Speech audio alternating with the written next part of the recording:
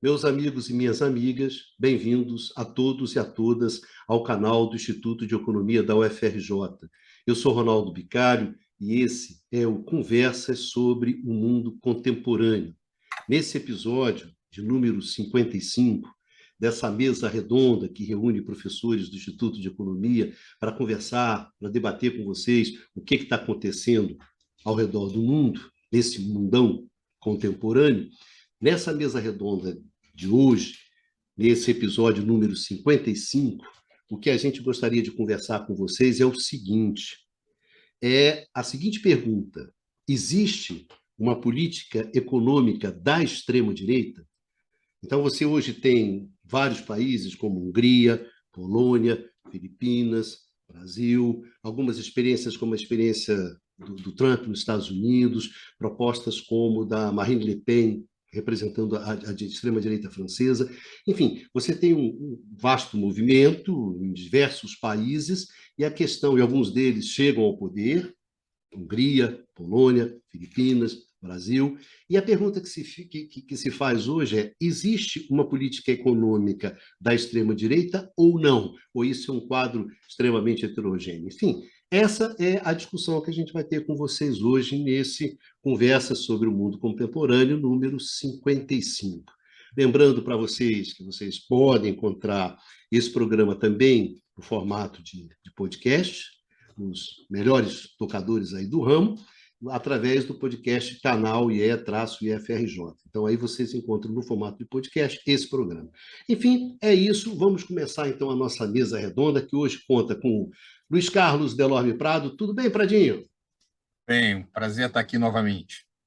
Hoje um tema que eu acho que vai esquentar aqui. Esse tema hoje vai pegar, né, Pradinho? Vamos ver. Ótimo, vamos nós. Eduardo Costa Pinto. E aí, Dudu? Pronto para mais um debate? Pronto, pronto para mais um debate aí, grande Bicalho. Isso, Boa noite aí, grande. mais uma treta com o Pradinho, é hoje? A gente não tem treta, rapaz, a gente só faz divergência saudável. Numa, não vamos nem trabalhar, a gente vai ficar aqui só sentado, né, Numa? Só vendo, vamos puxar uma cadeirinha, ficar assistindo, etc, etc. E a gente aposta, né, Numa? A gente aposta num ou no outro, né? Você pode fazer essa aposta. É isso aí. E aí, Numa? Tudo bem, Numa? Tudo bom. Vamos lá para esse Pronto a debate. debater hoje. Vamos debater hoje aqui com a nossa ausência, né, que é o Eduardo Baixa, né? Baixazinho de férias, não é isso? Tirando as suas merecidas férias. Então, hoje a gente não tem o valoroso Baixa. É isso aí. Prado, começando contigo, a questão colocada é essa. Pradinho, existe uma política econômica, que a gente possa falar que existe uma política econômica da extrema-direita ou não? Cara, isso é um tema muito interessante quando nós olhamos pelo mundo a heterogeneidade de partidos de extrema-direita. Eu vou começar com o que tem em comum, e o comum não é a economia, o comum são um determinado conjunto de valores, tem uma visão contra o iluminismo, há uma certa admiração pelo autoritarismo político, há uma exaltação étnica, nacional, nacionalismo, muitas vezes caracterizado por exaltação da etnia local, chauvinista, por referência aos estrangeiros, uma xenofobia anti-imigrante, antipolítica, que é uma das características também é uma visão antipolítica, anti-establishment. Curiosamente, essa é uma característica importante. Então, a primeira questão a apontar é que extrema-direita não é conservadorismo, é uma outra coisa. No entanto, quando você pega os diversos partidos políticos de extrema-direita, há claramente uma divisão quanto à agenda de natureza econômica. Em alguns desses partidos de extrema-direita, o nacionalismo, que é uma característica comum em todos eles, se apresenta também como a defesa de uma agenda doméstica, algum grau de proteção comunitária. Isso é claro no caso, por exemplo, da Hungria. O partido do Orbán, ele essencialmente defende uma agenda de proteção a determinados setores locais. Ele, por exemplo, fez uma reforma da questão previdenciária, tem uma posição de algum grau de redistribuição doméstica, etc., apesar de ser virulentamente contra imigrantes ou contra não nacionais. Isso ocorreu em menor grau na Polônia. A Polônia ela radicalizou muito o seu liberalismo pós o fim do regime, do modelo soviético de socialismo em que eles tinham, né, um modelo de economia de comando. Isso também tem esse tipo de característica. No caso americano é uma situação peculiar, porque a extrema-direita lá se confunde muito com o grupo do Trump no Partido Republicano. O Partido Republicano, tradicionalmente, não é extrema-direita, é conservador, mas não é extrema-direita. Mas agora, certamente, é uma ala extrema-direita que se diferencia também relativamente pouco no que se refere à questão da política econômica doméstica, com referência ao Partido Democrata. Agora, há vários outros partidos que têm uma agenda. Não é que eles sejam neoliberais, né? Porque o neoliberalismo implica a primazia do mercado. A extrema-direita não tem esse tipo de visão, mas defende uma agenda de liberalização muito parecida com a agenda de reformas neoliberais. Você encontra isso, por exemplo, em partidos como o britânico. Você encontra isso no FPO, que é o partido de extrema-direita austríaco. Você vai encontrar isso no partido neonazista grego. E você vai encontrar isso na extrema-direita da periferia. No caso da América Latina, todos os partidos vinculados à extrema-direita, tanto no Brasil como em outros países, tendem a ter um discurso liberal. A defesa tem uma retórica nacionalista, mas uma prática diferente no que se refere às questões domésticas. Então, respondendo à sua questão, não tem uma política econômica, uma visão econômica unificada nos diversos partidos de extrema-direita. Os partidos de centro, principalmente quando estão no poder, eles têm uma preocupação de responder mais à sua base doméstica. Eles têm uma base mais ampla, inclusive vários deles têm uma base operária que no passado já pertenceu a partidos de esquerda, porque a esquerda, em vários desses locais, ao defender uma agenda neoliberal, não conseguia responder às demandas desses setores de trabalhadores. Então, esses partidos, o Front Nacional, isso o Numa certamente conhece melhor do que eu, mas também procura falar para essas pessoas também, aproveitar esse tipo de base eleitoral.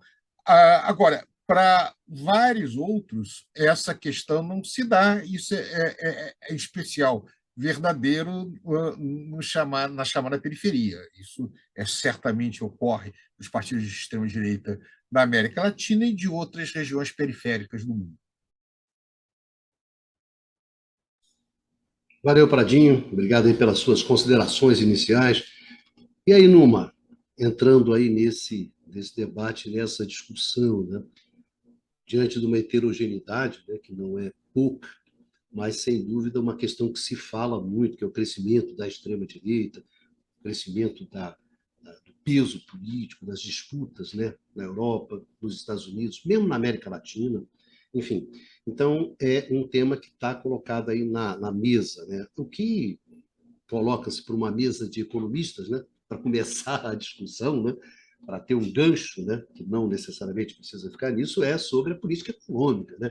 Então se faz essa pergunta, quer dizer, existe uma política econômica que a gente pode dizer, olha, existe uma política da extrema-direita, dos partidos da extrema-direita. Pradinho já colocou lá a posição dele, agora eu queria saber da sua.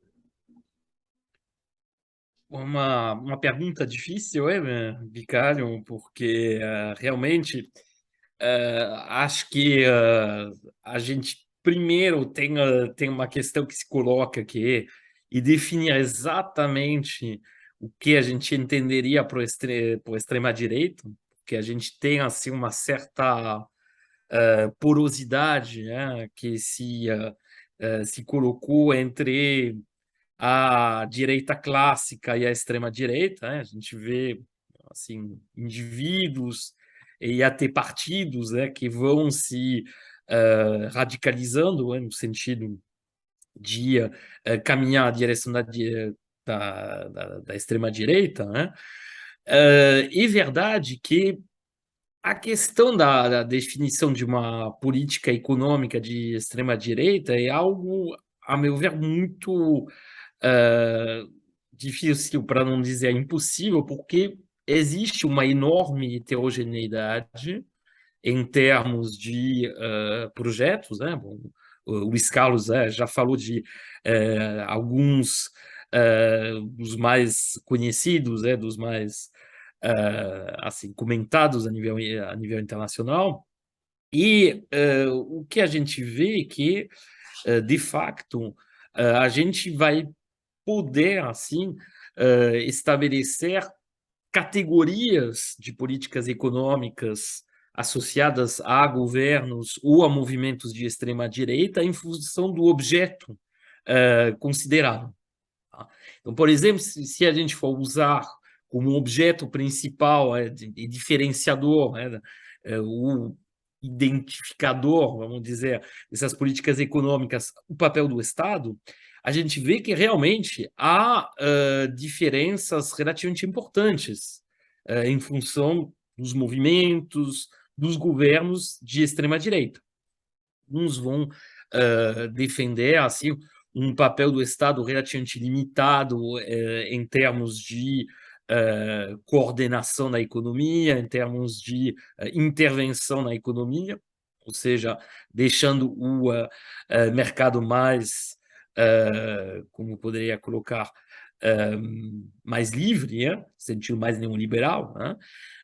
Outros, pelo contrário, vão defender uma via muito mais intervencionista, mas um elemento que talvez colocaria como característico e comum a maior parte, pelo menos, dos movimentos de extrema-direita, quando se fala de política econômica, é a questão da defesa dos interesses dos capitalistas. Tá? Em última instância, que você tenha menos ou mais estados, assim, um governo de extrema-direita, um programa econômico de extrema-direita, sempre vai tender a defender os interesses dos empresários. Obviamente, a gente pode ter assim, alguns tipos de diferenciação em função dos grupos de empresários, dos grupos de atividades, mas em última instância, é sempre o que acontece. Tá? E nesse sentido, as visões supostamente mais sociais associadas a diversos tipos de políticas de extrema-direita, bom, a gente pensa, obviamente, nos exemplos históricos, mas se a gente for olhar nos casos mais recentes, a gente poderia, como foi feito pelo Luiz Carlos, citar o exemplo da Hungria, mas também, eventualmente, até um certo ponto da Índia, do Modi, onde a gente vai observar algumas medidas taxadas de populistas, que na verdade consistem em transferências sociais para a população, mesmo nesses casos, em última instância, o objetivo é de controlar eventuais assim movimentos, né, que poderiam atingir negativamente os interesses dos capitalistas. Tá? Então, dessa forma, a gente pode dizer que mesmo políticas a priori mais distributivas, mais voltados para o bem-estar social dos trabalhadores que fariam parte dos programas de alguns desses partidos ou governos de extrema-direita, em última instância, continuam sendo planejadas, continuam sendo pensadas para defender os interesses dos capitalistas. Tá? Ou seja, não deixa de ser um verniz. Tá? É um verniz social, um verniz... Bom, em muitos casos, a gente vai ter, pelo contrário, bom, uma clareza total em relação a essa defesa absoluta dos interesses do capital, dos interesses dos capitalistas. Mas, mesmo no caso onde a gente teria tendências mais estatais, mais estatistas, mais sociais, continuo achando que o objetivo, em última instância, é a defesa dos interesses dos capitalistas. Okay? Bom, depois a gente pode debater, né? Vou deixar a palavra para você, Bicalho. Isso aí, valeu, Numa, obrigado pelas suas palavras iniciais, né, por essa primeira intervenção. Bom, e colocando aqui na roda meu grande amigo Eduardo Costa Pinto, grande Dudu. E aí, Dudu, tem uma política de extrema-direita? A política de extrema-direita é neoliberal? Não é? É nacionalista? Não é? Como é que é essa história, Dudu? Vai além da economia? Eu acho que, vamos lá. Queria trazer esse ponto de partida, porque acho que tem uma confusão, pelo menos na minha interpretação, entre a ideia de que um governo de extrema-direita, ou mesmo os partidos de extrema-direita, que em duas situações pregam uma redução do papel ativo do Estado, e com práticas liberais, como a ideia de um hiperneoliberalismo, né? Ou um superneoliberalismo. Então, por exemplo, Lavoie e outros, né, vão achar que esse é o momento e juntar a extrema-direita com o hiperneoliberalismo. Eu realmente tenho divergências contra essa visão e por quê? Né? E vou explicar por quê. Porque acho que, na verdade, tem políticas liberais ou políticas no plano econômico, de abertura econômica, de redução ativa do papel do Estado, mas por trás disso, na lógica da extrema-direita, mas aí é importante, qual extrema-direita? Porque tem especificidades na extrema-direita. A extrema-direita, mais sob influência norte-americana, né, tem dimensões menos corporativas estatais. Uma parte da extrema-direita europeia, dada a sua formação histórica, tem um papel mais ativo do Estado. Por que eu estou falando isso? Porque a extrema-direita mais norte-americana, ela é muito mais comunitarista de direita. Eu já falei aqui, mas vou voltar a explicar isso de novo. E que lógica é essa? A ideia é de um Estado menor, mas não é a lógica do mercado comandando os processos. Eles pregam um Estado menor para que o indivíduo tenha uma liberdade maior, né? Que é a liberdade de expressão que ele cita o tempo inteiro, mas, ao mesmo tempo, o mercado, a lógica de mercado, não pode se sobrepor aos valores da família, aos valores tradicionais. Então, isso que foi e que voltou à extrema-direita norte-americana dos anos 20 e 30, né? E que perde, sobretudo com o avanço do Roosevelt, e que ela fica num certo limbo, ela vai retornar à cena política, porque ela sempre esteve lá. A extrema-direita, ela sempre existe em qualquer lugar, pessoal. Eu estou cada vez convencido disso, né? Ela pode ficar mais amortecida ou não, ela pode ficar mais visível ou não, sobretudo em momentos de profunda desigualdade, em momentos de crise social.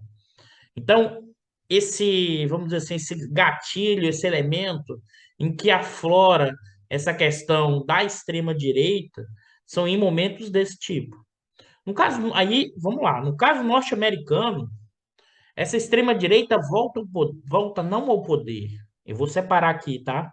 Ela volta à cena política. Observe bem, que doideira. Com um dos principais implementadores da política neoliberal nos Estados Unidos, que é o Ronald Reagan. Né? Ele vai implementar um corte, uma mudança nos Estados Unidos de uma política neoliberal, mas vem junto com o conservadorismo. vem junto com volta à cena política, né, da extrema-direita, mas ainda de forma tímida, porque retorna ao poder de forma forte os conservadores, os falcões dos 90, os falcões dos 2000. E está lá o Dick Cheney, é um exemplo clássico disso. E aí, só a matéria que saiu recentemente, a filha do Dick Cheney, que seria. Ela disputou para que no próximo eleição dos republicanos, tá, ela fosse a presidente do Congresso. Ela perdeu, teve uma derrota acachapante. Teve só 20%, porque ela não foi apoiada pelo Trump, porque ela questiona os métodos do Trump. O que significa dizer o quê? E observe, o Dick Cheney recebeu o espólio do pai. O Dick Cheney foi o vice, né, do Bush filho, e o filme mostra isso, e mais do que só o filme, o Dick Cheney era o cara da Halliburton, é o cara que conectava a relação economia e política a partir dos interesses de frações de classe poderosas norte-americanas, articulando a questão bélica, articulando a questão das grandes empresas do setor de petróleo, né? E naquele momento, ali nos parte dos 80 e depois retorna nos 2000, ainda são os conservadores tradicionais falcões. Mas a extrema-direita continuava dando o apoio. Ela voltou à cena política. E o Trump, né? Claro que tem um interregno aí do Obama, né? Com seu neoliberalismo progressista, que ninguém, inclusive, esperava que ia ganhar. Do Obama, não, desculpe, pessoal. Falei errado. Dos 90 é o Clinton. O Clinton, que ninguém esperava que ia ganhar nos anos 90 e ganha, e vai fazer processo neoliberal progressista. O Obama, que ganha, né, do Bush filho, né, e volta ao poder, mas não consegue destravar as contradições do capitalismo. Pelo contrário, a oportunidade da saída da crise, ele reforçou os poderes do andar de cima financeiro, abrindo a porta para a chegada do Trump, que esse sim não é um falcão. Esse sim é a expressão da extrema-direita norte-americana e que hoje controla o Partido Republicano. O Partido Republicano, na sua origem, pode não ser de extrema-direita, mas hoje ele é comandado pela extrema-direita. E por que eu estou ressaltando isso? Né? Porque, na verdade, a lógica da extrema-direita norte-americana, ela ganhou um espaço que ela nunca teve historicamente. A extrema-direita clássica que a gente conheceu no seu avanço espacial para outros espaços, é a extrema-direita europeia. A extrema-direita norte-americana sempre ficou contida no seu espaço territorial. E, na verdade, para mim, tem sim, né, o que o pessoal fala tanto do Foro de São Paulo, que não existe, tem sim movimentos internacionais e uma internacional de extrema-direita capitaneada a partir dos Estados Unidos. É evidente com especificidades de como vai se operar o que é a extrema-direita na Polônia, a extrema-direita na Hungria, dada a formação social específica desses países e suas relações com os seus estados nacionais e, sobretudo, com a questão do imigrante. Então, tem nuances específicas dessa extrema-direita, mas me parece que aí, por isso que eu falo que é provocando, porque acho que o pessoal faz uma confusão entre uma política econômica com traços de liberalismo econômico e redução do papel do Estado, com uma lógica do que é o neoliberalismo. O neoliberalismo, ele desestrutura as relações familiares, ele desestrutura qualquer tipo de relação da tradição. Essa é a máxima do capitalismo avançando.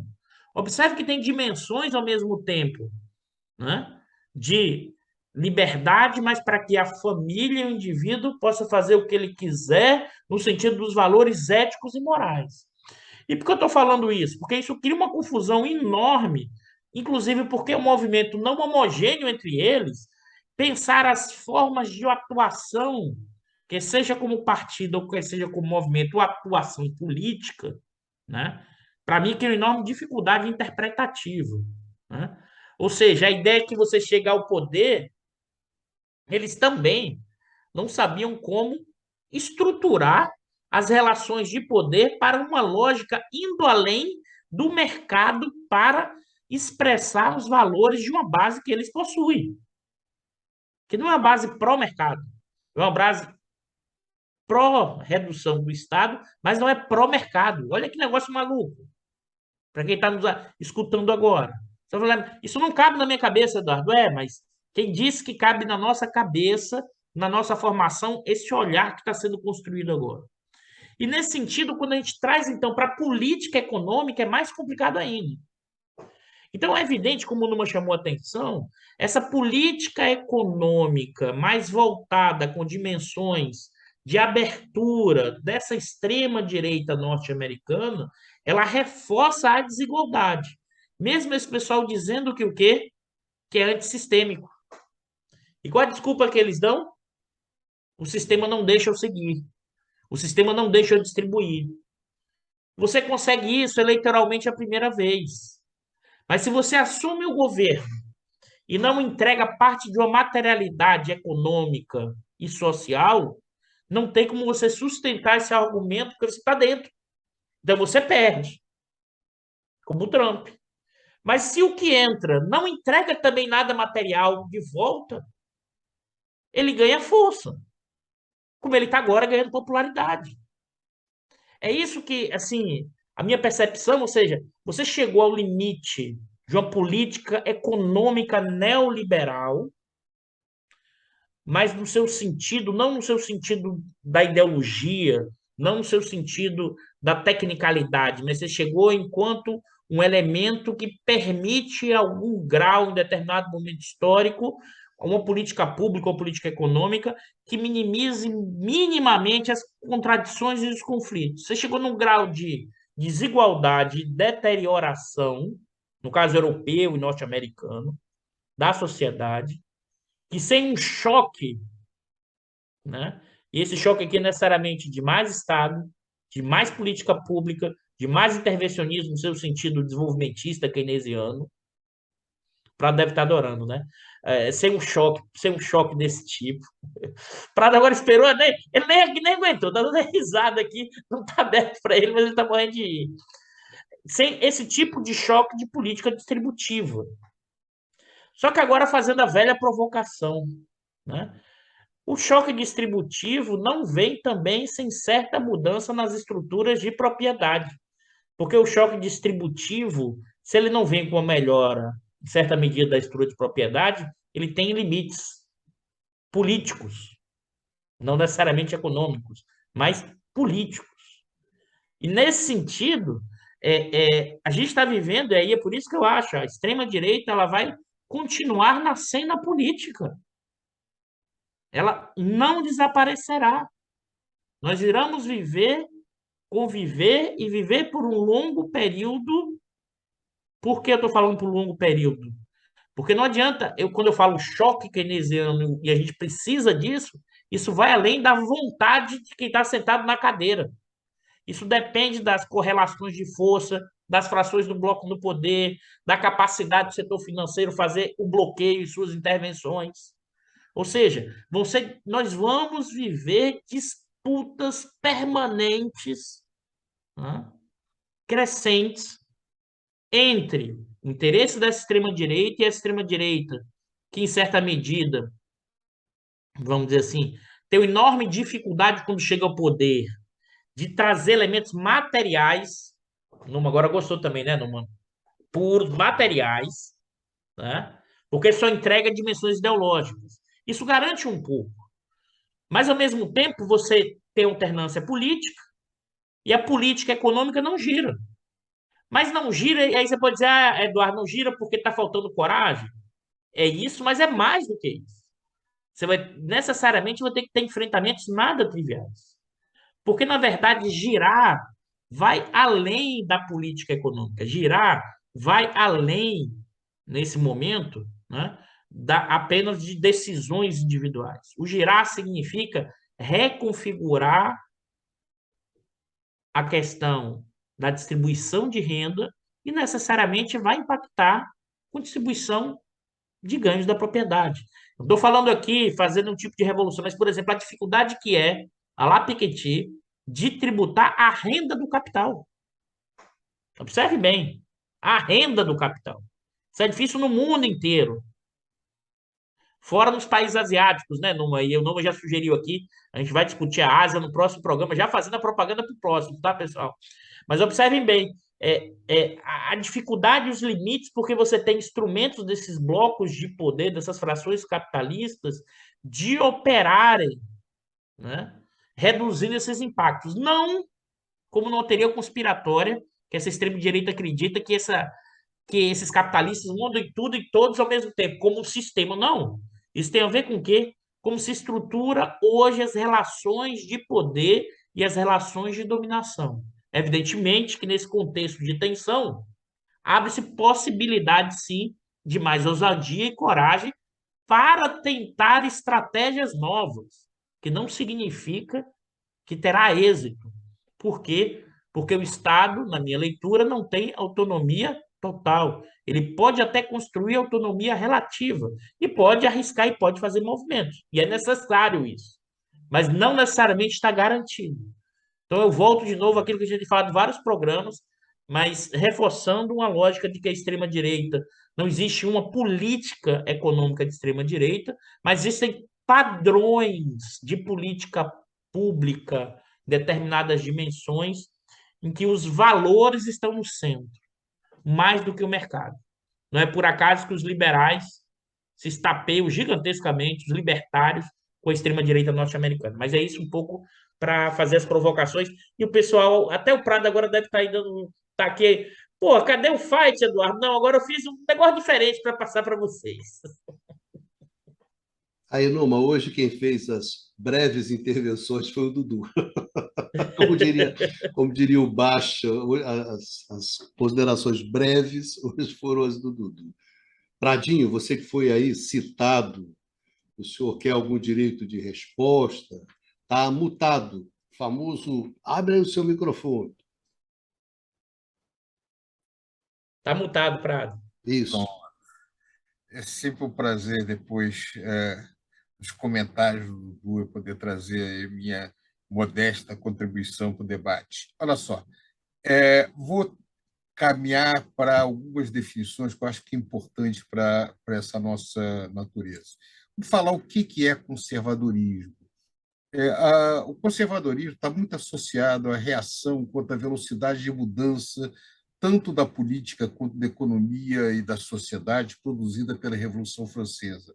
O grande exemplo do conservador é a figura do Burke, Edmund Burke, né, que fez um livro famoso sobre reflexões sobre a Revolução na França.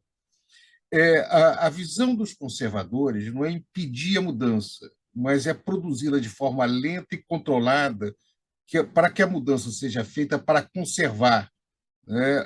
Particularmente no caso do conservadorismo progressista, que o Dudu estava falando, que se opõe aos reacionários, que seriam contra qualquer mudança.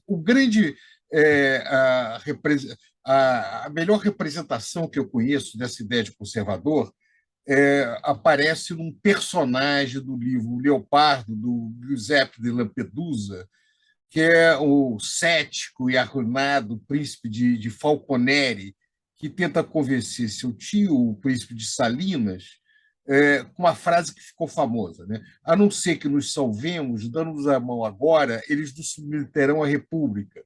Para que as coisas permaneçam iguais, é necessário que tudo mude.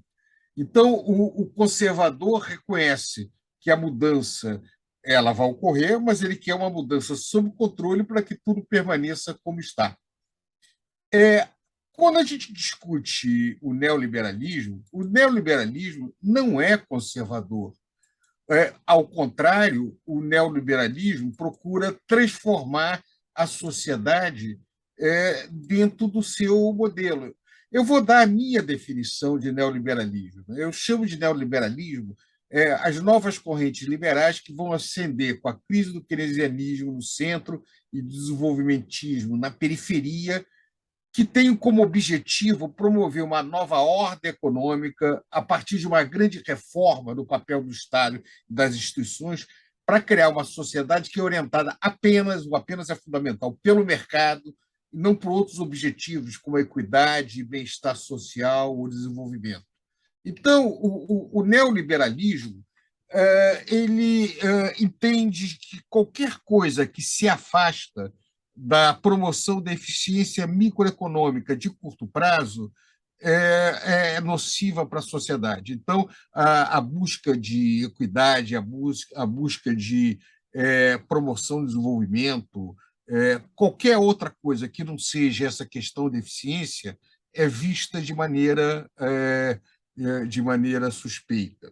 E como falou muito bem Eduardo, o neoliberalismo, até por ele ser revolucionário, ele tenta alterar a ordem existente, uma das características dele é enfraquecer o tecido social de diversas formas.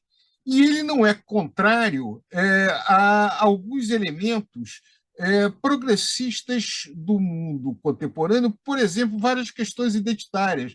Uma das vertentes do neoliberalismo, aquele que está que a gente encontra com Clinton, que a gente encontra com o New Labour britânico, etc., ele tem uma visão extremamente liberal na questão da orientação sexual, da questão de políticas afirmativas, várias coisas do gênero. Mas, basicamente, ele não está comprometido com nada de mudança social. Nesse sentido, ele é um sistema, ele é um modelo que foi abraçado pelas principais elites econômicas contemporâneas, em especial, mas não exclusivamente, pelo setor financeiro. O problema é que essa agenda neoliberal provocou e vem provocando uma profunda instabilidade na ordem democrática, porque o neoliberalismo tem uma relação com a democracia muito peculiar. Apesar dele fazer sempre um discurso em defesa da democracia, ele defende um tipo específico de democracia. Um dos grandes teóricos liberais do século XX, que é Isaiah Berlin, ele distingue dois conceitos de liberdade, a liberdade negativa e a liberdade positiva. Essa liberdade negativa significaria estar livre de coerção, portanto, é liberdade contra a interferência de alguém. Essa liberdade negativa ela é defendida pelo neoliberalismo. Mas tem uma outra liberdade, que é a liberdade positiva, que é o direito de governar, é o direito de construir uma ordem melhor para todo mundo, que é rejeitada pelo neoliberalismo. Então, o neoliberalismo tenta reduzir a autonomia da democracia. Você pode fazer o que você quiser, mas não mexa no Banco Central, não mexa no equilíbrio das contas públicas.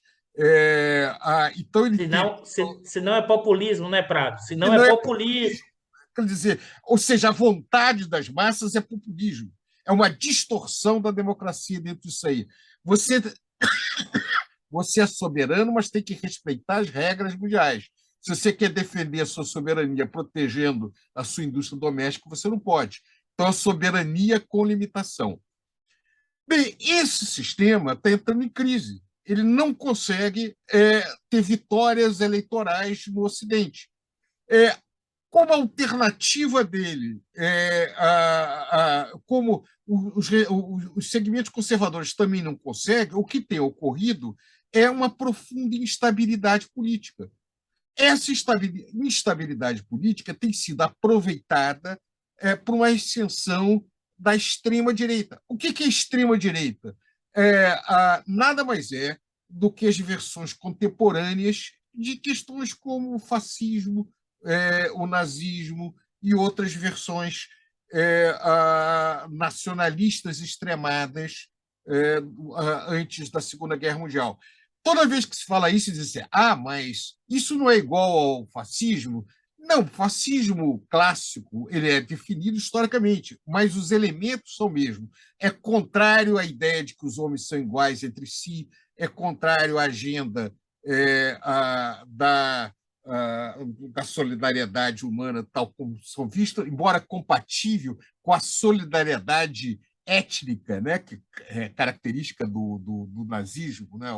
Você vai ter isso nos movimentos de extrema-direita racistas, né? A solidariedade racial, que é uma coisa completamente esdrúxula e absurda, vai apresentar. O problema é o seguinte: esses partidos que estão apresentando, eu acho que o Dudu pegou a essência da questão. Se você ganha a eleição e repete o que os outros estão fazendo, você não se sustenta. Então, eu concordo integralmente com o Lula que a agenda de extrema-direita é sempre uma agenda que beneficia os mais ricos. Só que, se ela quer permanecer no poder e ela é nacionalista, ela tenta fazer algumas concessões para pegar um público que está sem. Que não consegue se ver representado no esquema de partidos atuais. Aqueles velhos trabalhadores em que a velha esquerda europeia não mais os representa, porque não tem uma agenda de redistribuição de renda, não tem uma agenda de proteção dessas pessoas, estão em busca de quem os proteja. E a extrema-direita acha ótimo isso aí. Então, você pega coisas como a Hungria, isso é muito interessante. Se vocês quiserem, depois a gente pode entrar em alguns detalhes específicos. Não, é que eu ia fazer um comentário, Prato, que eu pegando o gancho que você fez, que eu achei muito interessante. Esse caminho que a extrema-direita acaba fazendo, o que acontece? Quem está no governo, ele não consegue, essa extrema-direita tem enorme dificuldade de gerar um movimento, né, que incorpore um segmento maior, que tem a ver com a dificuldade, mesmo que você puxe para o nacionalismo, mas como parte desse capital, do grande capital, em cada espaço territorial, tem ramificações globais, você trazer uma política nacional significa necessariamente, para a empresa, aumentar custo. E no curto prazo, ela terá redução de lucratividade nesse processo. Ela pode depois do médio, ela pode até no médio prazo, com a acumulação mais interna, voltar a ter lucro. Mas no momento mais inicial dessa reconfiguração, significa reduzir margens e taxas de lucro. E aí esse pessoal resiste à extrema-direita e à esquerda. Não, eu acho, Dudu, esta é a contradição desse grupo. E veja, também eles representam um outro, isso eu falando, usando uma fração da classe dominante diferente, não é a mesma, neoliberal, internacionalista, etc.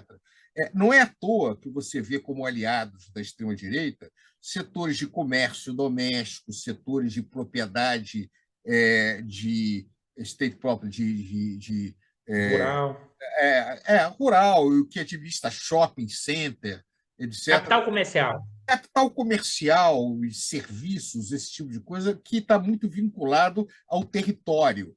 É claro que eles veem também, na extrema-direita, uma forma de controlar, até via elementos de ditadura ou uma ditadura aberta, qualquer tipo de movimento de trabalhadores. Claro, ele não está ali para representar interesse nenhum de trabalhadores. Mas, de qualquer maneira, você tem uma contradição. Se você quer ter um apoio amplo, esse apoio você tem que transferir alguma coisa material. E a questão é o quê? Mais uma vez, o que nós temos hoje? Nós temos o que eu chamo neoliberalismo, os movimentos neoliberais que não têm o que oferecer para a sociedade.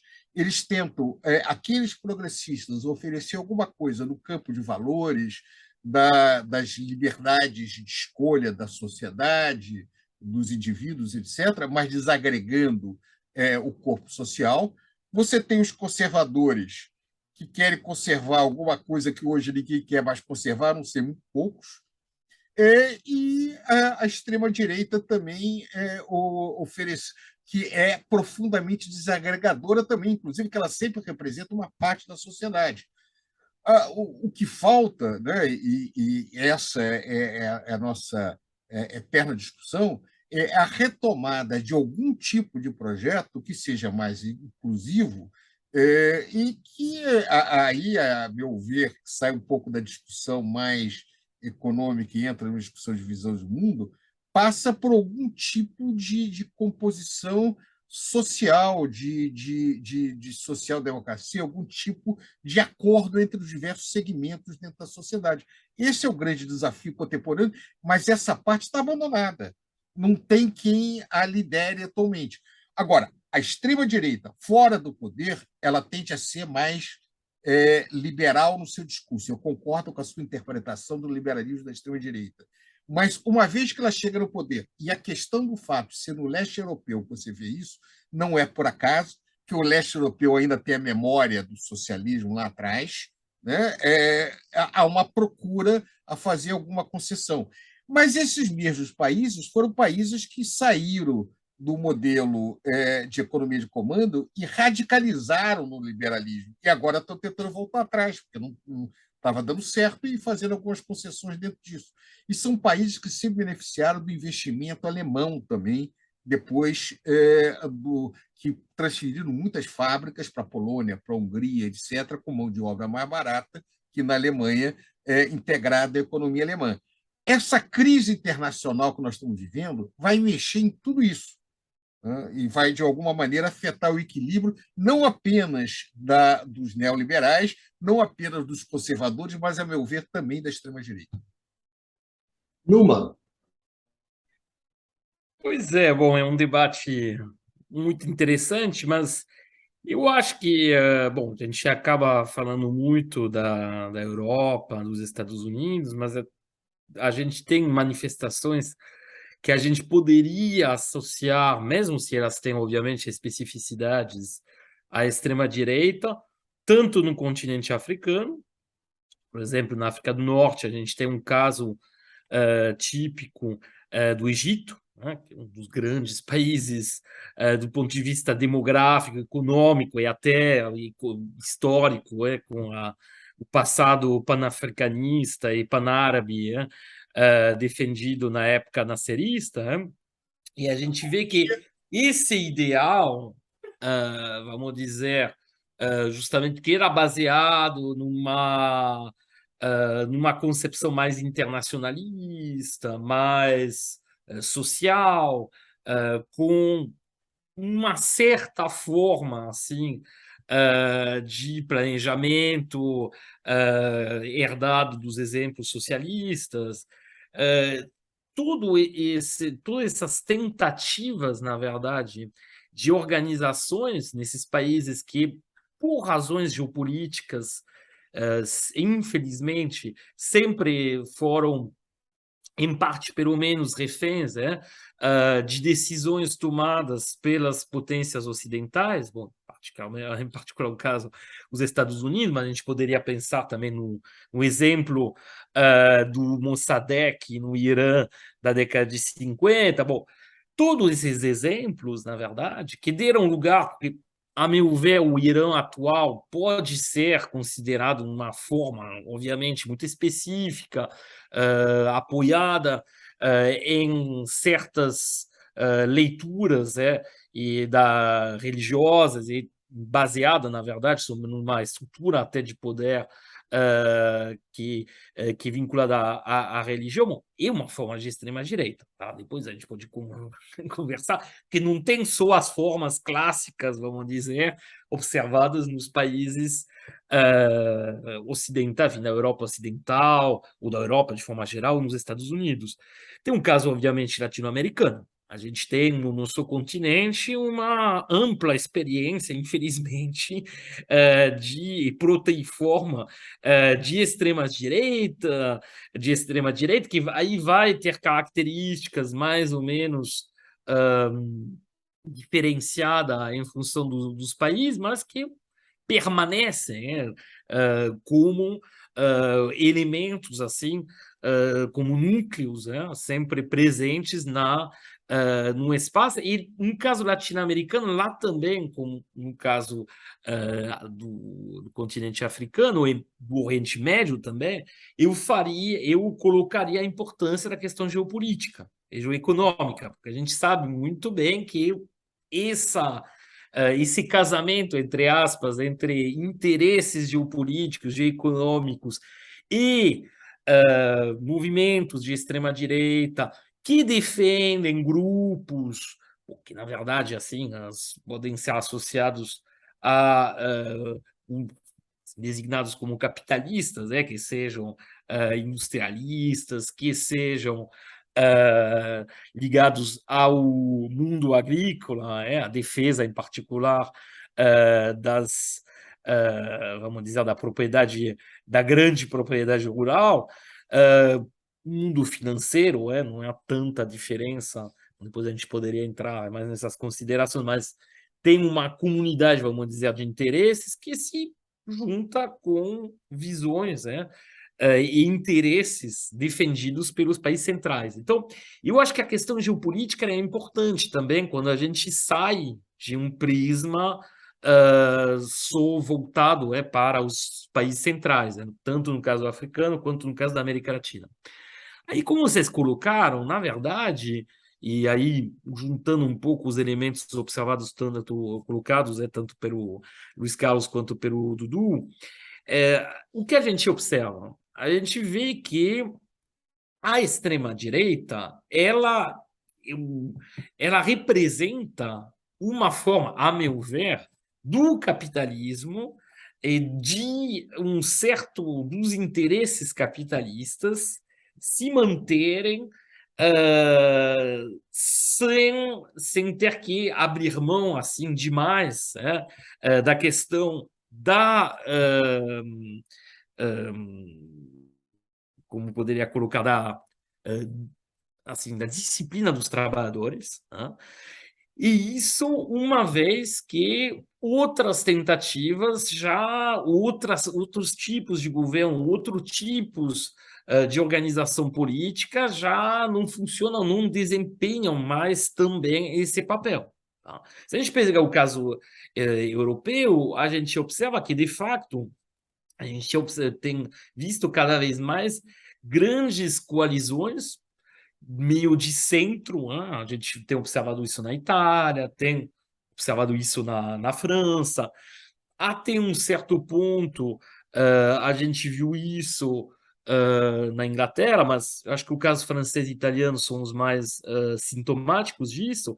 A gente vê uma espécie assim de agrupamento de centro-esquerda, centro-direita, a diferença em termos de política econômica não sendo muito grande, que se juntam justamente como defensores de valores democráticos e que usam essa bandeira da defesa da democracia, e, vamos dizer, de uma democracia liberal, como basicamente o único argumento a opor às propostas da extrema-direita. Uma extrema-direita que, de uma forma relativamente hábil, vai lá também, como já falei, um verniz, mas vai propor algumas medidas sociais, algumas transferências, ou seja, que tem um discurso aparentemente, antissistema, mais favorável, portanto, e de mais interesse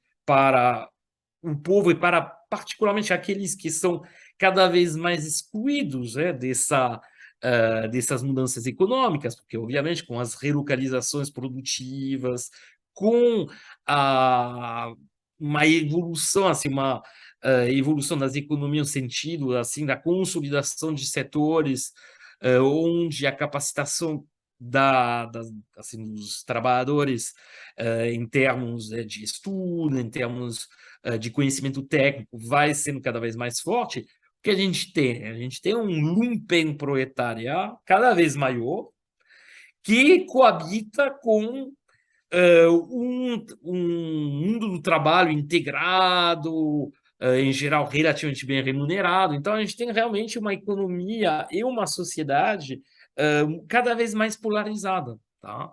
E, nesse sentido, é verdade que como a esquerda tradicional, centro-esquerda, os partidos assim, a esquerda de poder, a esquerda que exercia poder político, seja que elegeu presidentes, primeiro-ministro, etc., depende dos países, essa esquerda ela realmente não se interessa mais há 3 ou 4 décadas por esse proletariado. Tá? E deixou esse proletariado ser completamente, vamos dizer, precarizado, perdeu-se como colocava o Dudu, perdeu-se, na verdade, uma organização da sociedade, uma solidariedade de classe e elementos organizadores como os sindicatos, como assim, os próprios partidos comunistas, se a gente for pensar no caso francês ou italiano, mas também no partido trabalhista, no caso inglês, que estruturavam, vamos dizer, assim, essa classe trabalhadora. Não tem mais essa estruturação do ponto de vista político, tá? Ponto de vista social e em termos de renda teve uma precarização, e quem fala para esse público, como a gente colocou, é a extrema-direita. Tá? E, nesse sentido, tem um elemento, bom, e depois eu deixo os camaradas assim, continuarem no debate, tem um elemento que é muito problemático, que a gente observa, na verdade, em todos os casos de toda a extrema-direita, e uma certa definição do nacionalismo, uma certa concepção do nacionalismo. Ela vai, obviamente, mudar em função dos territórios, dos países, mas, basicamente, qual a ideia? Uma vez que você não tem mais nada, vamos pensar nos trabalhadores dos países centrais. Você perdeu vamos dizer, essa integração social, essa solidariedade operária, essa cultura operária. No caso da periferia, na verdade, você nunca teve muito isso. Aí tem alguns países que até perdem isso. A gente observa essa situação, por exemplo, em alguns países mais avançados economicamente, da América Latina, como o Brasil, como a Argentina, como o México, até um certo ponto. Ou quando você nunca teve e que não tem mais perspectiva de ter. Tá? Como no caso de muitos países africanos. Você não tem, se a gente pegar o caso do Egito, por exemplo, você tem uma taxa de desemprego de 40%. Tá? Então, você não tem perspectiva de integração no mercado de trabalho, não tem perspectiva, ponto. Bom, a única coisa que sobra, o que é? É o orgulho, orgulho incentivado de ser egípcio, de ser brasileiro, orgulho de ser francês, orgulho de ser italiano, orgulho de ser indiano, e o que sobra. Tá? E, obviamente, é uma forma muito problemática de nacionalismo, porque, na verdade, não é baseada numa ideia de progresso de uma nação, é uma ideia enviesada da nação, e uma ideia da construção da nação, na verdade, é em oposição ao outro. Sempre vem sendo construído como algo que vai rejeitar e vai se estigmatizar grupos. No caso da Europa ocidental, na Europa de forma geral, dos Estados Unidos, vai ser o migrante. No caso da América Latina, aí vai ser a estigmatização de, sei lá, comunistas, de certos grupos políticos sonhados, em geral. No caso aí a exaltação, obviamente, os valores familiares, daqueles que querem acabar com esses valores, como colocou o Dudu, como colocaram o Dudu e o Luiz Carlos. No caso da Índia, vai ser uma ideia da Índia como um país assim associado a uma religião específica, no projeto do Modi, que vai excluir, então, grupos como o Sikh, como os muçulmanos, que representam assim mais de 200 milhões de pessoas lá, não é pouco. No caso do Egito, vai ser a mesma coisa com a comunidade copta, ou seja, dos cristãos presentes lá. Então, você vai ter sempre, e, na verdade, um desvio em última instância. Tem um pequeno verniz econômico, mas, na verdade, o mais importante é a construção de um inimigo. Tá? Isso, na verdade, é muito prático, porque, em última instância, dá pouco e diz que tudo é culpa desse inimigo que você construiu. Tá? E isso, na verdade, poupa de de ter que dar muitas... fazer muitas, assim, mudar muitas coisas no sistema. Na verdade, você não muda nada, né? Você consegue com isso manter também a estrutura de poder, você consegue justificar medidas autoritárias. a primeira coisa, o primeiro sonho de um partido de extrema-direita que chega ao poder, o que é? É acabar com os sindicatos. Tá? Não vamos esquecer disso. Tá? Ou, eventualmente, se for uma coisa um pouco mais sofisticada, entre aspas, substituir os sindicatos existentes por uma estrutura de tipo corporativista, como teve no Brasil, como teve no como se chama? No Portugal de Salazar, etc. Tá? Mas ele sempre controlar o trabalho. Porque, no fundo, a extrema-direita é isso, é controle da sociedade e controle da sociedade para manter o status quo, para defender os interesses dos capitalistas. Tá? Então, era só essas pequenas observações. Breves considerações.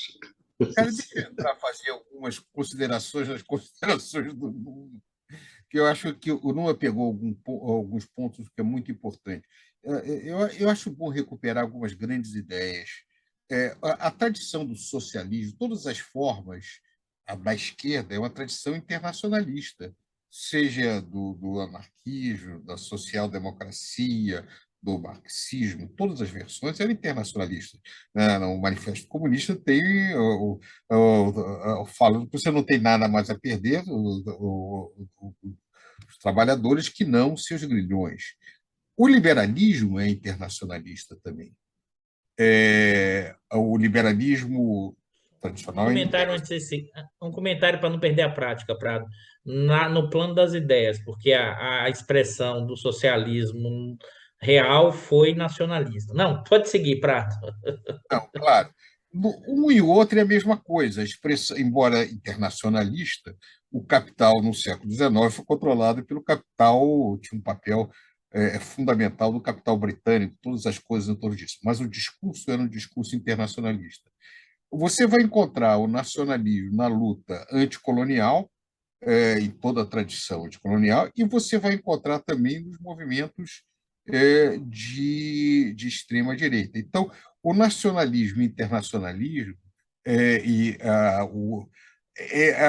ele em si fala pouca coisa. Você pode ter um nacionalismo que é criativo, que é produtivo, que foi fundamental para a construção de projetos nacionais, como no caso do Brasil, na África, em outros lugares, e você pode ter um nacionalismo que cai no fascismo e nas suas outras expressões.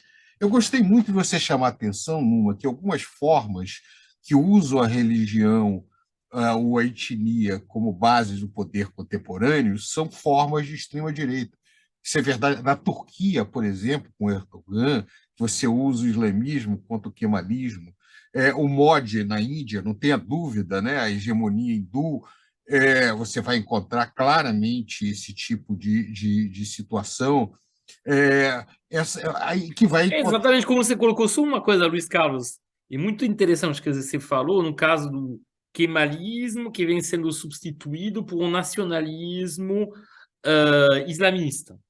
No caso do Modi, essa forma muito específica de nacionalismo laico, que a gente associava ao Gandhi, mas na verdade mais ao Nehru, e que depois que era a característica do Partido do Congresso, e que agora vem sendo substituído pelo Modi por um nacionalismo étnico e religioso.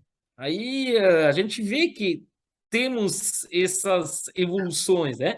E no caso, e só concluindo, tem o caso egípcio também. O Egito representou um ideal internacionalista, panafricanista, pan-árabe. A importância do Nasser na questão anticolonial. Exatamente. E vem sendo substituído por um entendimento, assim, pelo atual governo, muito nacionalista, voltar, na verdade, muito ligado aos interesses americanos, ou seja, o contrário, ou pelos movimentos islamistas, tipo a Irmandade Muçulmana, por uma visão muito baseada na religião, e que não é, obviamente, também lá vem definindo, em vez de ser agregadora, ela é, assim, é geradora de divisões, né? Pois é, então vamos pegar o caso da Rússia, que é muito interessante também. O caso da Rússia, você tem um nacionalismo russo que se coloca o velho herdeiro da Nova Jerusalém, o herdeiro de Bizâncio, que é a grande agenda da Rússia atual. Então, não é a União Soviética internacionalista, de alguma maneira, mas é um nacionalismo russo, que, de alguma maneira, se coloca no mundo contemporâneo. Ou seja, o que me chama a atenção é que nós definitivamente saímos do século XX, o século XXI é muito diferente do século XX, mas nós voltamos para uma agenda que era muito presente nos anos 20, né? Que é o papel da direita num mundo muito desagregado. E que me parece que está na mesa agora é como a gente reconstrói, como a gente sai dessas armadilhas criadas com referência a isso. De onde é possível, de alguma maneira, surgir uma nova esquerda com uma agenda mais inclusiva. E eu suspeito, e isso é uma suspeita um pouco fundada, que, de alguma maneira, países como o Brasil, a Argentina, o Chile, com todas as suas fraquezas, têm um potencial muito grande de retomar alguns dos debates dessa tradição mais solidária, apesar das elites terríveis que esses países têm. Agora, também, a Índia é um grande desafio, que a Índia, algumas vezes, você chamou a atenção do Nehru, mas também há forças muito conservadoras na Índia dentro desse aspecto. Então, Aqui eu estou querendo chamar o cuidado, assim, é claro que é uma linha tênue e difícil entre conservadorismo e extrema-direita. Eu estou só fazendo assim, porque você tem um mundo mais conservador. Agora, a extrema-direita, aí eu coaduno mais com um pouco do que você levantou, Prado. É um alinhamento muito mais do que eram os movimentos nazistas e fascistas com traços atuais dessa dinâmica. Assim, não sei, Numa, eu queria te ouvir isso, porque, por exemplo, você trouxe a Rússia. A Rússia é um conservadorismo, sem dúvida, mais extremado, mas assim, com pendões, mas o quanto queria te ouvir até que você domina mais esse assunto, quanto daria para chamar de extrema direita, entendeu? eu acho que a Rússia, você tem um ponto antes de passar por Numa, a extrema-direita na Rússia é mais representada por figuras que estão até na moda agora, com Dugin, etc. A impressão que eu tenho é que o governo atual tenta ser mais conservador do que extrema-direita. Eu não sei até que ponto é verdade. Mas, de qualquer maneira, eu acho que o Numa tem um ponto que ele chamou a atenção, que a extrema-direita, em última instância, ele controla a massa de trabalhadores para a elite empresarial, para a burguesia. Aí a greve, por exemplo, a tentativa dos trabalhadores de aumentar a sua participação na sociedade é visto como traição, né? Porque se tudo é em nome da sociedade, o movimento social ele é visto, e isso é a base da ditadura de direita, né, como ameaça à ordem. E a ameaça à ordem é traição. Então, enquanto no neoliberalismo você controla o movimento social com desemprego, com os elementos do gênero, e se você precisar com a polícia também, mas principalmente com a força econômica, na extrema-direita você controla com poder político, com peso do Estado. Por isso, de certa maneira, sistemas de extrema-direita eles entregam menos, mas mobilizam mais. Se isso é suficiente para manter uma certa estabilidade, eu não sei, mas isso é o que eles tentam fazer. Desculpe, Numa, mas eu acho que o ponto que o Dudu passou para você é interessante. Eu queria ouvir a sua opinião sobre a Rússia, sim. Obrigado pela pergunta. Não é uma pergunta fácil. Não, é difícil, não, mas é porque eu acho que para quem está nos assistindo, como a gente trouxe os casos e aí a gente colocou, encaixou. Isso aqui é dificílimo, por isso que eu falei que tem uma linha tênue de conservadorismo, mas. Vocês Deu uma de notaram que eu bicalho não agora, tinha Numa. Deu uma falado de da bicalho. Rússia, né? Justamente. Deu uma de bicalho. Bom, eu acho que assim, um elemento que, a meu ver, fica relativamente claro com o nosso debate é que, obviamente, a extrema-direita é um conceito difícil de definir, porque a extrema-direita é proteiforme, ela vai ter manifestações diferentes em função obviamente, de um contexto histórico, sociopolítico, de um contexto geopolítico. Isso é as escolhas, por exemplo, o peso da extrema-direita nos Estados Unidos tem a ver com o que acontece dentro dos Estados Unidos. Tudo bem, pode ter posicionamento em relação à projeção geopolítica americana, tudo bem, mas os outros países não vão influir, não vão ter influência nesse, assim, no peso e na capacidade de, vamos dizer assim, de conquistar o poder ou de influir sobre o poder nos Estados Unidos. Pelo contrário, em muitos outros países, você vai ter graus diversos de intervencionismo por parte das potências centrais ocidentais, e que vai depender justamente da dependência desses países. No caso da Índia, por exemplo, o peso vamos dizer, da geopolítica e da intervenção dos países ocidentais é quase nulo, porque a Índia tem, pelas suas características históricas, pelo não alinhamento que ela observa, na verdade, desde a independência, desde 48, a Índia, pela inércia gigante ligada à sua população, seu peso demográfico, tudo isso faz com que as lógicas dentro da Índia vão ser relativamente impermeáveis a essas influências geopolíticas. O mesmo não pode ser dito, por exemplo, da maior parte dos países africanos, dos países do Oriente Médio, dos países da América Latina. A própria, de uma certa forma, também a própria Turquia, que foi comentada aí, bom, a gente tem, seria um longo debate. No caso da Rússia, na verdade, se a gente for pensar, a direita liberal ultra, vamos dizer,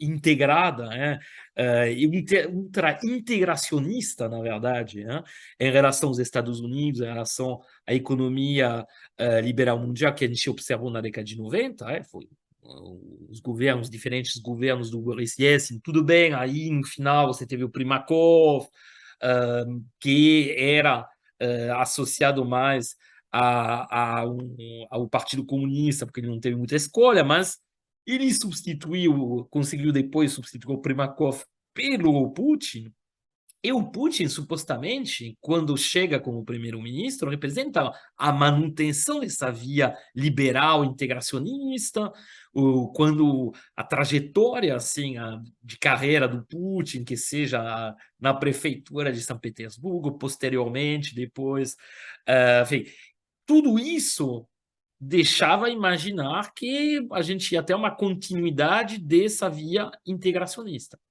Aí que ressurge um certo nacionalismo, assim, rapidamente, quando o Putin conseguir assumir o poder. Bom, a gente não vai entrar nos detalhes, já falamos isso em programas anteriores, mas basicamente o que a gente vê, a base interna, vamos dizer, da reconstrução e da reconfiguração do poder na Rússia é uma base nacionalista, e um nacionalismo entendido cada vez mais como excluente do outro.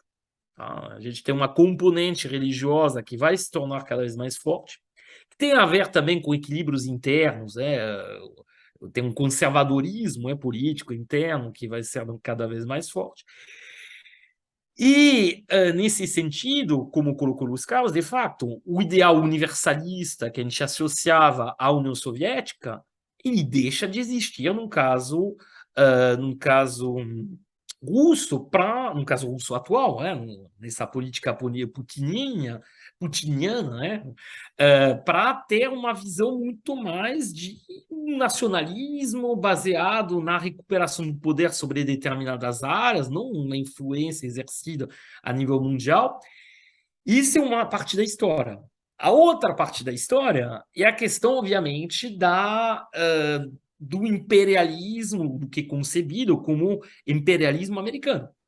Não vamos esquecer que, de fato, você teve um cercamento progressivo do território russo pelas forças da OTAN, com integração progressiva de ex-países satélites da União Soviética, de países também que faziam parte do território soviético. Bom, isso foi amplamente comentado. Então, sempre uma questão muito complicada, tá? De pensar nessa questão da extrema, porque do ponto de vista da defesa de um sistema internacional, vamos dizer, multipolar, tá? Aí, de novo, a gente esbarra na dificuldade de definir exatamente o que é extrema-direita, tá? Porque, em geral, a extrema-direita, a gente poderia dizer que ela tenderia a ser mais justamente ligada aos interesses dos países centrais. Mas como a gente viu, no caso russo, no caso indiano, tampouco o caso, porque se tem uma coisa que não mudou com o Modi, é a manutenção do caráter não alinhado da política externa indiana. Tá? Então a gente vê que essas linhas elas são muito complicadas de estabelecer. Porque no caso, até se a gente pegar o caso do Brasil, bom, a gente vê, por exemplo, dentro do próprio período da ditadura brasileira, tinha visões diferentes. Tá? Você tinha uma linha pró-americana que se correspondeu à maior parte do tempo, depois teve, com o Geisel, uma tentativa mais nacionalista, lembramos os acordos com os alemães para partir para o desenvolvimento da energia assim, no setor nuclear. Lembramos, assim, também de intervenções do reconhecimento, por exemplo, do MPLA, como se chama, no caso de Angola. Então, tem umas lógicas, a gente vê que não é tão fácil para certos países, tá? Então, nessa parte internacional, se a gente pegar o caso também da Turquia, a gente vê que também a Turquia defende a ideia de um mundo multipolar. E não há como contestar que o governo do Erdogan, internamente, é um governo de extrema-direita. Não esquecer que mandou 150 mil funcionários públicos embora. Isso nos setores mais, assim, mais estratégicos do Estado. Tá? Só porque defendiam uma visão contrária à dele em termos religiosos, em termos de organização societal. Então, é uma questão complicada. Então, para a Rússia, bem, internamente, eu acho que o governo tende cada vez mais para a extrema-direita. Isso é fato. Depois, a gente vê que, do ponto de vista geopolítico, as coisas são um pouco mais complicadas, né? Eu sei que você já está querendo encerrar, Ricardo, mas acho que eu trouxe um ponto que é importante, até para deixar claro quem está nos assistindo, talvez não esteja, sim, não é tão trivial, é que tem o que é um reforço nacionalista a partir de uma disputa geopolítica. Então, os efeitos de uma disputa. Você trouxe o caso do Erdogan, por exemplo, que você mesmo citou, que falou, olha, demitiu porque não alinhou. Mas, em parte, lá atrás, como você teve um golpe, você passa a ter uma certa legitimidade para dar os contragolpes, mesmo que isso signifique passar por cima de determinado procedimento. Então, tem uma dificuldade aí de uma linha limítrofe entre direita e extrema-direita, mas acho, Numa, que eu vou te dar até um direito de resposta. Por exemplo, eu acho que os governos militares brasileiros, eles são de direita clássico. Porque eu acho que a questão da extrema-direita passa por uma eliminação do outro, uma coisa racial, uma coisa mais forte de destruição do outro, ou seja, com dimensões mais fascistas associadas à questão de eliminação completa no sentido racial, no sentido não só ideológico, vamos dizer assim, não sei. É por isso que é a linha limítrofe mesmo, e é por isso que a gente faz esse debate aqui, para a gente, no mínimo, arrumar mais confusão para vocês que estão assistindo, pessoal. Deixa eu reforçar a sua posição. Esse é o meu entendimento também. A ditadura militar no Brasil, ela é uma ditadura de direita clássica latino-americana com todas as aberrações. culturas, tudo que a gente conhece da história. Por isso é um pouco complicado. A questão da Rússia é complexa, porque na Ucrânia você tem segmentos de nazismo explícitos, são os defensores de bandeira, que era justamente aqueles setores que se aliaram ao nazismo durante a Segunda Guerra Mundial. Então, pode parecer que, ao a gente discutir o viés de extrema direita, no caso da Rússia, está deixando de reconhecer que também na Ucrânia você tem segmentos ainda mais radicais, não tenha dúvida quanto a isso. Por isso a questão é um pouco complexa. Como nós estamos fazendo, nós estamos discutindo o mundo com toda essa zona cinza, é interessante quem está nos ouvindo entender que alguns aspectos nós vamos saber o que vai ser no decorrer do tempo. Quer dizer, para onde... E eu acho que o Numa pegou num ponto muito importante. Muitas vezes, o que é internamente extremado e muito ruim para a população doméstica pode ter uma consequência internacional interessante no sentido de quebrar uma hegemonia que pode ser, e é cada vez mais, muito negativa para a convivência internacional. Quer dizer, não há dúvida, e nisso eu compartilho a interpretação, de que setores do Ocidente, enquanto na Guerra Fria, só para pegar um exemplo, a natureza das políticas que eram impostas à América Latina, por um lado, havia um elemento de compulsão muito forte, até mesmo de golpes de Estado. Por outro lado, havia atração, havia não apenas o chicote, mas havia também a cenoura, havia programas de transferência, programas de apoio.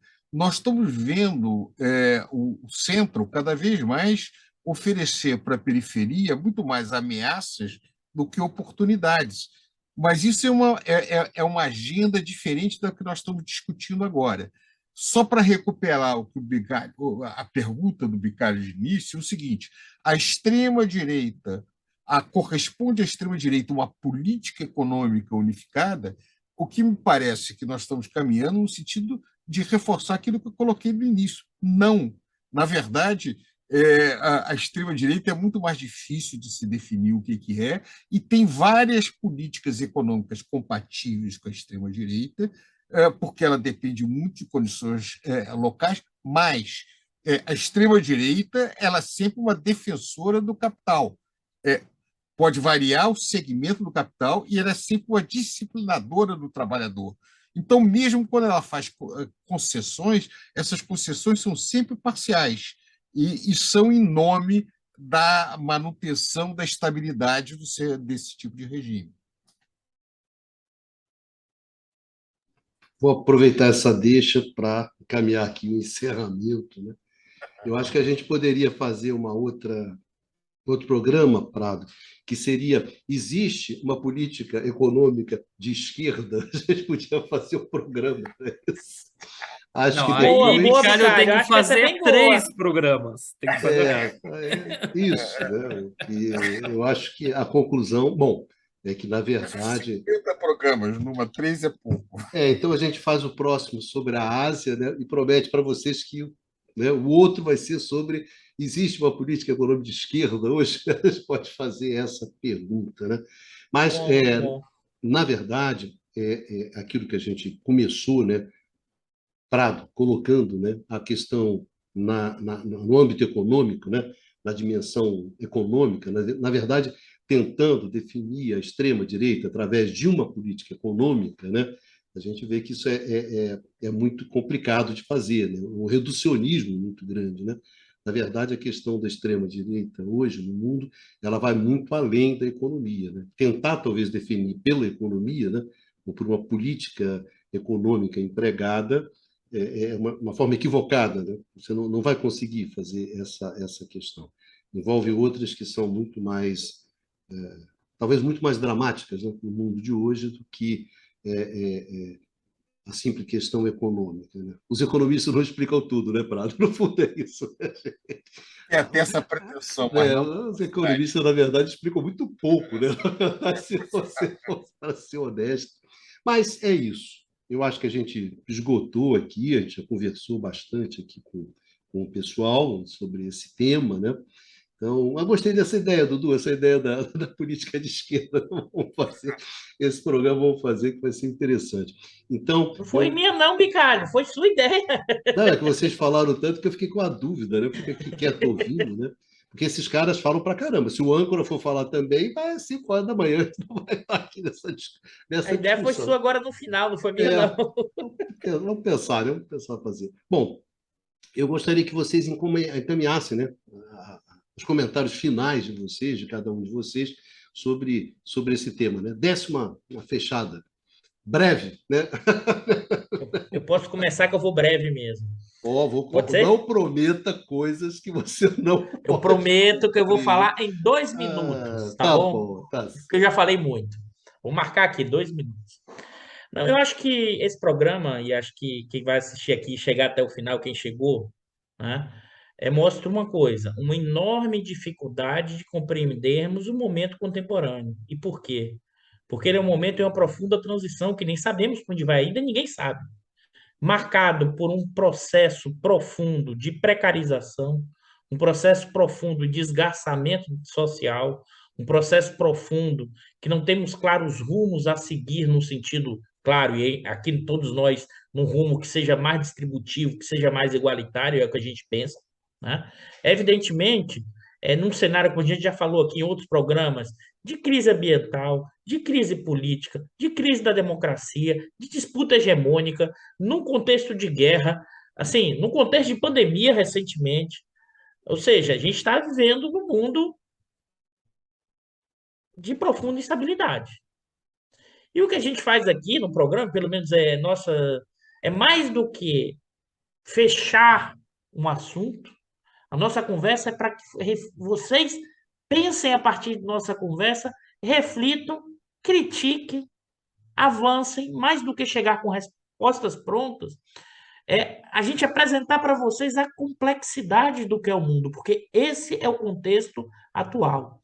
Mais do que chegar com a resposta pronta, mais do que chegar com uma coisa, é isso, aquilo outro, eu acho que esse programa, para mim, pelo menos, na conversa que a gente teve aqui hoje, mostrou o quanto a gente compreende de muitas coisas e não compreende de muitas outras, mas a ideia é tentar compreender a partir da conversa, do debate, do diálogo e tentar pensar esse mundo, né, em profunda transformação, claro, para compreendê-lo e buscar transformá-lo. É isso. 2 minutos, Bicalho. Valeu, Dudu. Brigadão. Numinha. Não vou prometer os 2 minutos, né? Porque... Quatro. Então, bom, realmente a gente poderia falar muito mais, né? E observar e comentar e analisar ainda mais aspectos, como a gente tentou abraçar, eu espero pelo menos, né? Uma realidade que realmente seja do mundo inteiro, ou seja, não limitada àqueles exemplos tradicionais. A gente vê que esse caráter muito heterogêneo, das realidades e da natureza dos movimentos de extrema-direita, tá? E eu acho que, na verdade, o que é muito interessante, obviamente, e ver o que acontece em países assim, onde a gente vai observar justamente diferenças importantes em relação à visão de mundo que a gente tem na extrema-direita ocidental, vamos dizer, né? A gente tentou explorar um pouco isso. E eu acho que, assim, a gente pode ter deixado uma ideia muito, vamos dizer,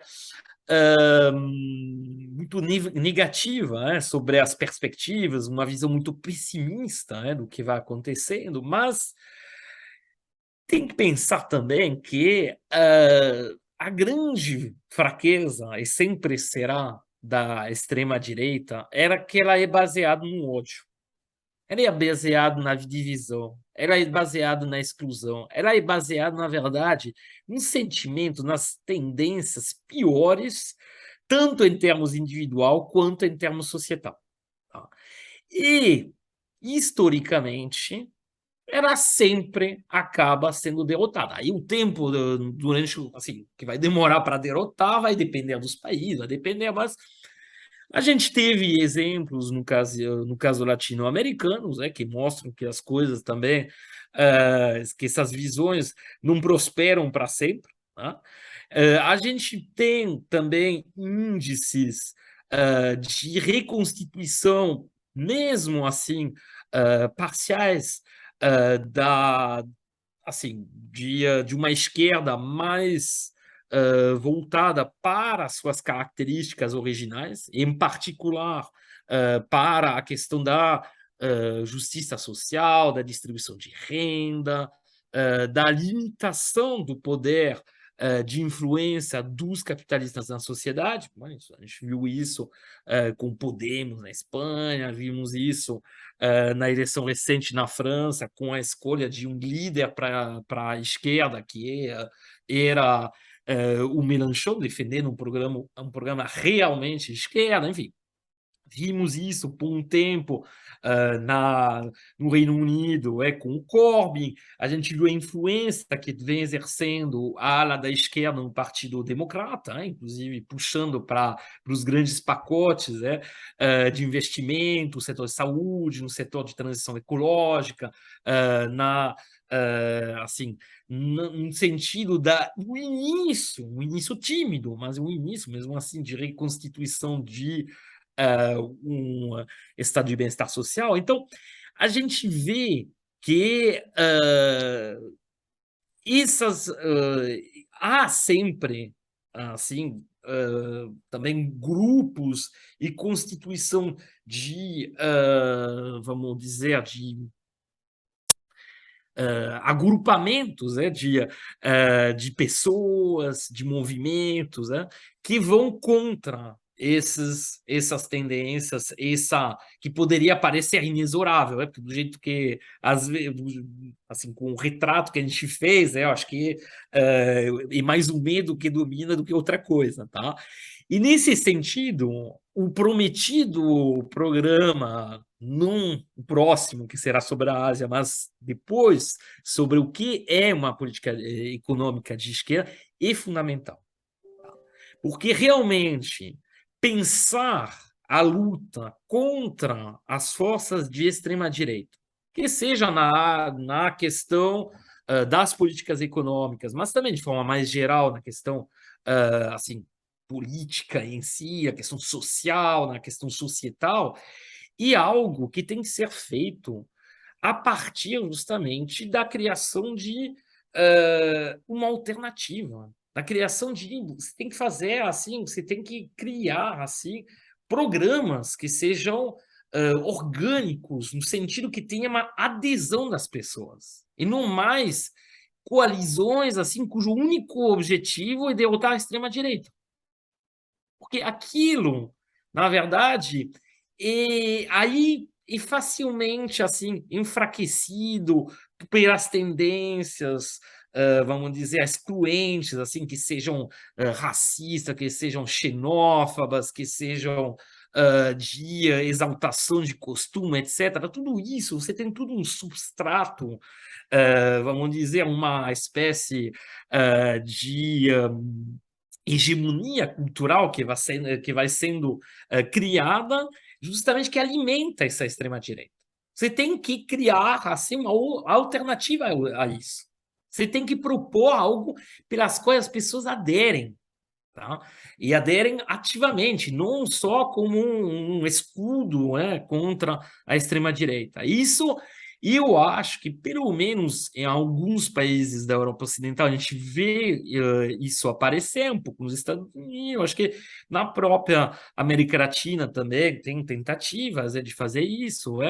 A gente viu o que aconteceu no Chile, tradicionalmente, justamente, onde você tinha uma esquerda muito defensiva. Você tem que agora ter uma esquerda ofensiva, no sentido de basear num projeto algo que justamente cria um movimento, uma dinâmica, no sentido de se opor a essas às forças de extrema-direita, tá? E particularmente, obviamente, na esfera econômica, bom, nós discutiremos isso mais para frente. Pradinho, o Numa é o único cara aqui otimista mesmo, sabe? Estou começando a achar isso. Só faltou terminar machão, machão, não terminar na base da maçanesa, e lá vamos nós, né? É isso aí. Pradinho, nosso valoroso decano, você que abriu o programa, agora pode encerrá-lo. Olha só, eu tendo a ter o otimismo do Nuno. Historicamente, toda a extrema-direita, todo o fascismo foi derrotado pelas razões que ele coloca.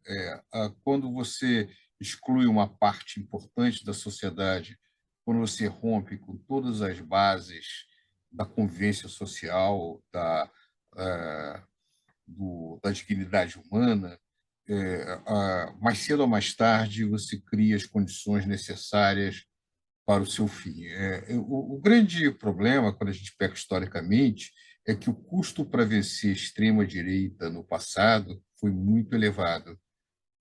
A história do nazifascismo, o custo para o mundo foi aterrador. É verdade que hoje, no momento que nós vivemos, não se pode pensar numa guerra nas dimensões que ocorreram no século XX, porque com as armas nucleares não sobreviveria o planeta. Então, eu também entendo, acho que isso não haverá. No entanto, é importante, e para quem está nos ouvindo, eu acho que o Dudu apresentou esse aspecto, é importante que eles entendam que o nosso papel aqui não é chegar a conclusões, a afirmações peremptórias e definitivas, mas é apresentar a nossa própria perplexidade, as nossas próprias dúvidas e mostrar, de certa maneira, como é que se faz ciência social, que se faz indagando num mundo que é muito difícil de captar numa visão superficial.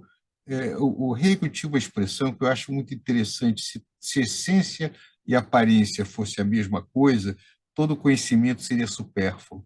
Quer dizer, o que nós tentamos fazer, de alguma maneira, é ir além da aparência e tentar entender os grandes processos que se colocam dentro disso. E estamos tentando, de alguma maneira, fazer um pouco desse debate, dessa conversa e compartilhar com quem nos escuta, esperando que, de alguma maneira, isso possa ser interessante para essas pessoas, como é para nós.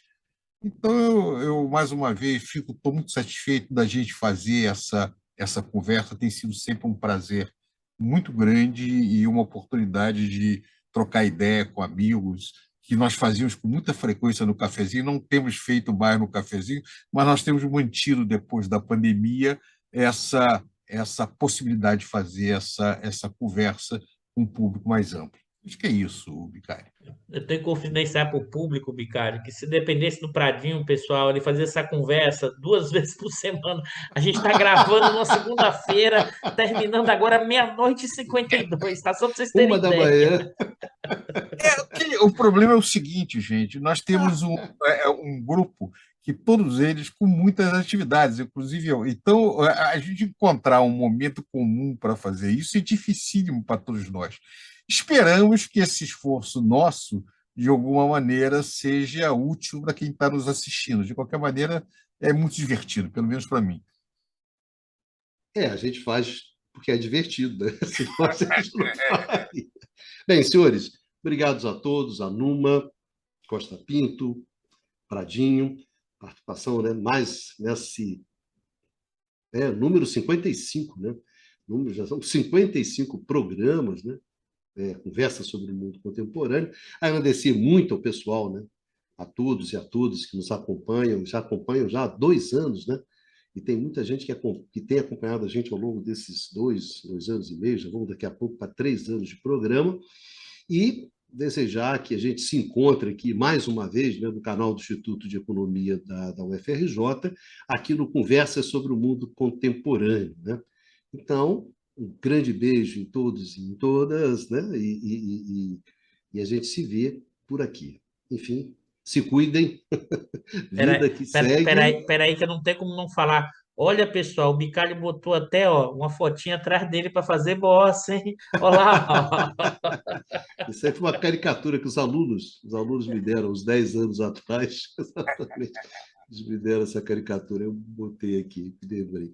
Bom, senhores, é isso. Se cuidem, né? Vamos em frente e vida que segue. Até a próxima.